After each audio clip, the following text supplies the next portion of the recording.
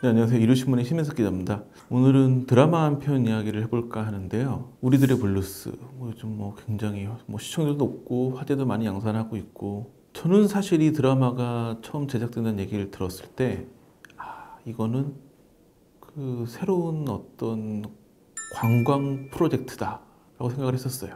이병헌, 신민아, 김우빈, 한지민, 차승원, 엄정화, 이정은.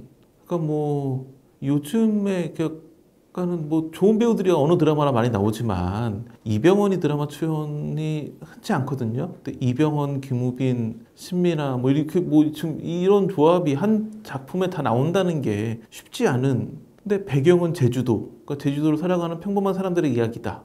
이들의 그 팬들만 해외에서 몰려와도 이들이 촬영 현장, 우리나라의 가장 큰 관광 상품 중에 하나가 아주 히트치는 드라마가 나오면 그 관광 촬영지를 돌아다니는 게 굉장히 유행이어가지고 한때는 그런 중국 관광객들 들어오면 우선 이제 태백 같은 데 가서 태양의 후예 촬영지 둘러보고 거기서 2, 3박, 그 다음에 제주도에서 2, 3박. 왜냐면 한국에 오면 무조건 제주도를 여행해야 된다라는 그런 강박이 좀 있어가지고 이번에는 제주도에서 다 끝나는 거예요. 게다가 제주도에는 워낙 유명한 관광지가 많이 있는데 그 이외의 지역들, 그러니까 드라마 촬영 현장을 가야 되니까. 그렇다고 한다면 제주도를 이미 한번 왔던 해외 관광객들도 또 한 번 올 수 있는, 그러니까 제주도를 새롭게 접할 수 있는.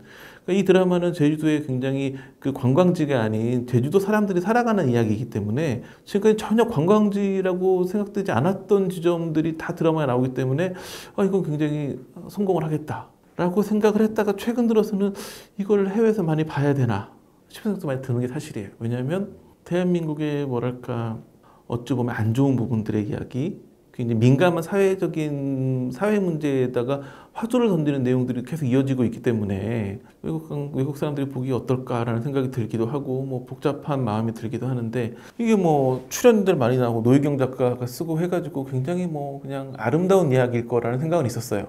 실제 보면 굉장히 아름다운 이야기로 다 풀이가 되고 있긴 해요. 근데 문제는 뭐냐면 소재가 하나같이 너무 무거워요. 그는 기러기 아빠, 근데 이제 골프 유학을 보내면서 굉장히 돈이 많이 들어가지고 돈을 빌리려고 자신을 첫사랑이라고 생각하는 친구를 찾아가가지고 약간 불륜 아닌 불륜 이런 분위기가 조장되면서 돈을 빌리려고 하는 남자의 이야기.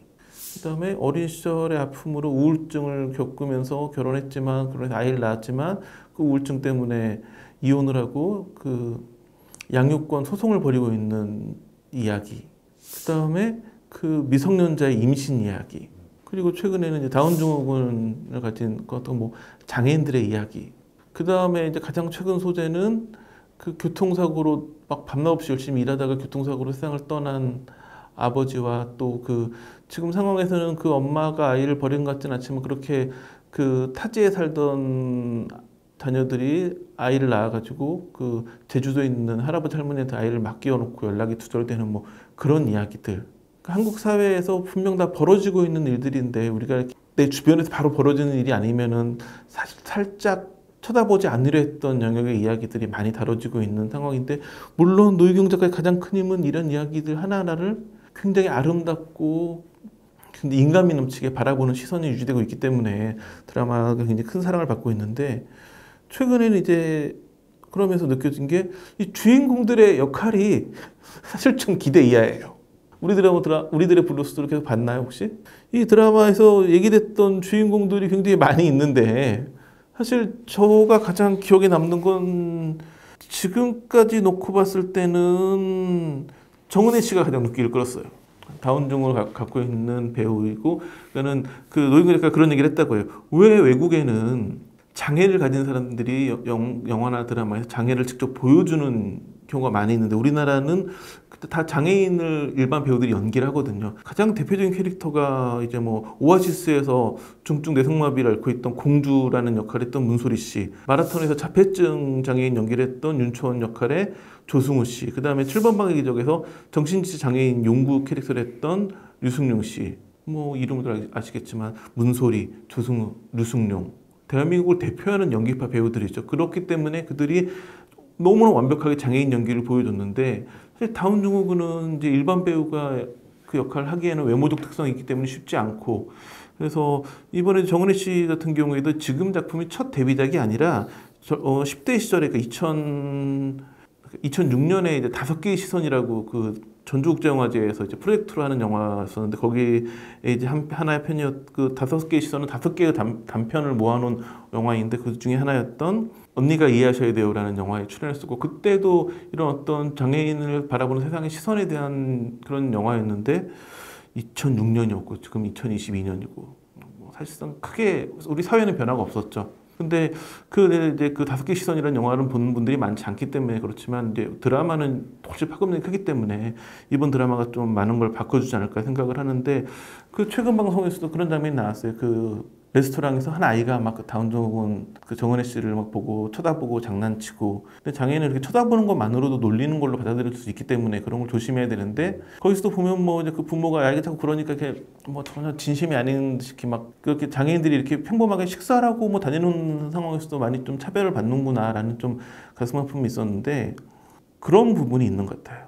제가 생각에 한국 사회 대부분의 사람들은 장애인에게 충분히 배려하고 뭔가 도와주려고 해요. 근데 극히 일부의 사람들이 차별하는 시선, 차별하는 행동을 하고 그렇죠. 그런 부분은 굉장히 이 드라마의 다양한 소재에서 비슷하게 나타나요. 미성년자이고 전교 1, 2등을 하는 남학생과 여학생이 임신을 하게 된 거예요. 그래서 그 출산을 강행하고 이런 과정에서 이제 사실 보면 이제 이 소재는 이 두 고3 커플의 그 아버지들이 원래는 굉장히 친한 사이였다가 오해로 굉장히 원수처럼 지내고 있는데 결국은 이제 이 두 남자가 화해하는 과정을 그려냈기 때문에 이 미성년자 임신이라고 하는 되게 중요한 문제를 이렇게 아빠들이 화해를 위한 요소로 사용하는 게 맞냐 이런 비난이 일기도 했었는데 그럼에도 노희경 작가가 너무 그 부분을 정말 극적으로 잘 써내려가면서 지금도 아마 우리들의 블루스를 본 시청자들이 가장 많이 이야기하는 에피소드가 그 이야기였거든요.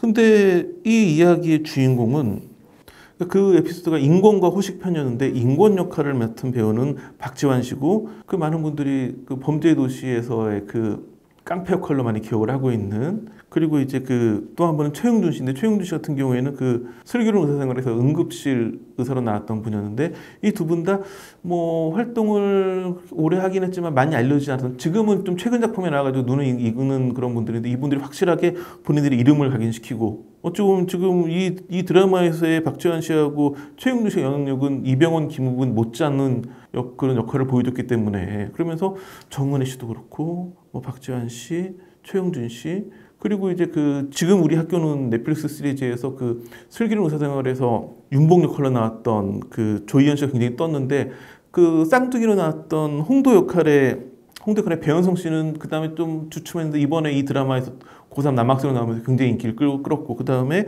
그 임신한 고3 역할은 노윤서라는 배우였는데 노윤서 씨는 이 쟁쟁한 스타들이 다 나오는 이 드라마의 유일한 신인이거든요.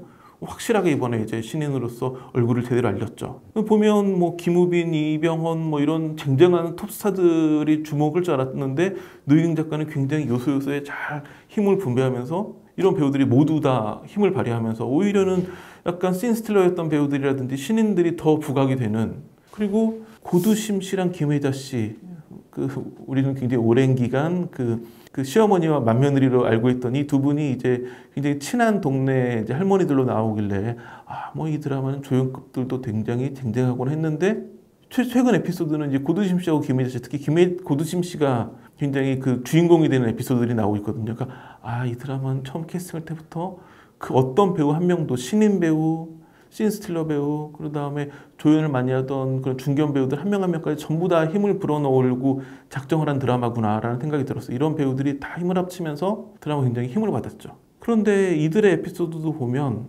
고3 학생들이 임신을 해가지고 결국은 이제 고3인데 결혼을 하거든요. 혼인신고했으니까 부부인데도 불구하고 둘이 뭐 뽀뽀를 하거나 그러면 막 지나가는 아저씨들이 뭐라고 한마디 하고 또 이제 그 고두심 씨의 이제 손녀가 집에 와 있으니까 그런 비슷하게 그 자식들이 손주를 맡긴 다음에 찾아가지 않는 또 다른 할머니가 막 그런 거를 마치 여기도 뭐 엄마가 너를 버렸다는 식으로 이야기를 하고 그러니까 이렇게 뭔가 이 드라마에 보면 평균적인 우리 시선을 벗어나 있는 사람들의 상처 주는 사람들이 나와요. 이 드라마의 힘은 그런 사람들이 있지만 대한민국의 평균적인 사람들은 그런 부분을 극복하고 우리 사회의 어떤 모두를 배려해주는 그리고 인간미 넘치게 살아가고 있다는 걸 보여주고 있고 많은 시청자들은 그래 내가 여기서 평균적인 사람이구나 라는 생각하면서 보는 것 같아요. 그러면서 거기서 굉장히 안 좋게 나오는 사람들, 뒷얘기하고 안 좋은 얘기하는 사람들을 난 저러지 말아야지 그러면서 보고 있는 게 아닌가 싶어요. 그러니까 이 드라마의 힘은 물론 그 시청자도 실제 그날 생활하면서는 뭐 약간 뭐 장애인을 약간 좀 배려하지 않는 행위를 했다거나 뭔가 남의 안 좋은 얘기 가지고 뒷얘기를 했을 수도 있고 그런 사람일지라도 이 드라마를 보면서는 이 따뜻함에 동화되면서 나는 그런 사람이 아니야, 나는 그러지 말아야지 라고 하면서 그 다음에 그런 행동을 안 하게 된다면 그게 정말 이 드라마가 갖는 큰 힘이 아닐까라는 생각을 하면서 그런 이야기를 드리고 싶어요. 이 드라마의 주인공들은 하나같이 그런 사회적 편견에 맞서고 사회적 편견에 동화되지 않고 뭔가 따뜻함과 인간미를 잃지 않으려고 노력하는 사람들이거든요. 그리고 악역은 아니지만 작은 배역이지만 악역 비슷하게 이런 차별과 또 남을 존중하지 않는 분들이 단역 배우들로 이렇게 나오거든요. 그러니까 그분들이 어떤 이 드라마에 텐션을 주는 역할을 하는 거죠. 근데 안타까운 건 실제 우리 사회에 그런 분들이 많이 있는 거죠. 근데 이 드라마에서 그런 분들은 구분하자면 악역이에요. 악역이고 단역이에요. 주인공들은 절대 그렇지 않거든요. 그러하다면 드라마에서는 그런데 세상이라고 하는 건 각자가 주인공인 사람들이 다 모여있는 곳이 세상이거든요.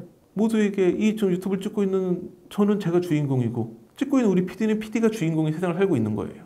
그런데 모두가 주인공일 수는 없는 거잖아요.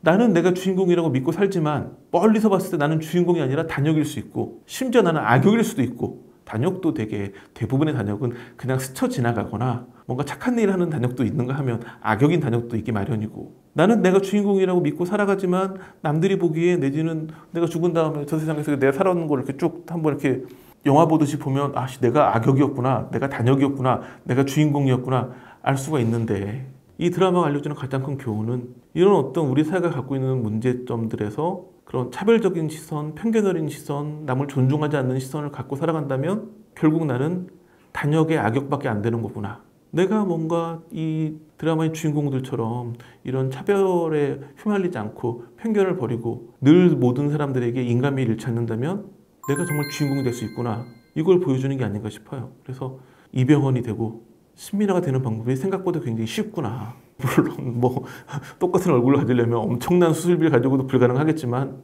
결국 내가 이 드라마에 나오는 그러니까 그 톱스타들이 맡은 배역과 비슷한 삶을 살아간다면 나도 진정한 이 세상에서 주인공이 될 수 있겠구나 라는 생각을 갖는 게 가장 큰 위안이지 않을까 싶어요. 그래서 우리가 모두 주인공이 된다면 편견과 차별 없는 세상이, 인간미 넘치는 세상이 정말 되지 않을까라는 게 우리들의 블루스의 진정한 주제가 아닌가 그런 생각을 해봅니다.